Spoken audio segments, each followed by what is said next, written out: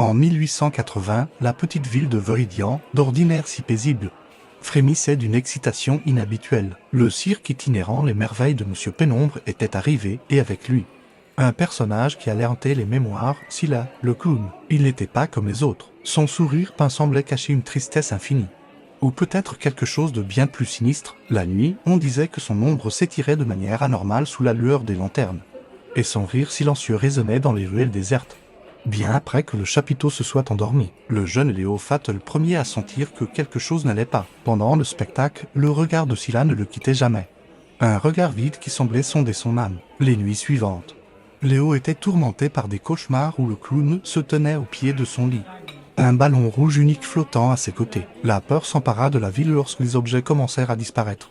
Remplacés par un unique ballon rouge, les parents chuchotaient, verrouillaient leurs portes plus tôt. Léo, bravant sa terreur, décida de percer le mystère. Une nuit, il suivit la silhouette dégingandée de Scylla jusqu'à un entrepôt abandonné en bordure de ville. Le clown ne faisait aucune pitrerie. Il se tenait au milieu de la pièce, entouré de tous les objets volés, les regardant avec une expression de pure mélancolie. Lorsqu'il se retourna et vit Léo, son sourire s'élargit de façon grotesque, révélant une obscurité béante. Le garçon Lola et s'enfuit sans jamais se retourner. Le lendemain matin, le cirque avait disparu. Il n'y avait aucune trace de son passage, sauf un seul ballon rouge, attaché à la poignée de porte de la maison de Léo. Scylla n'a jamais été revue, mais son souvenir demeure, un murmure glaçant dans le vent.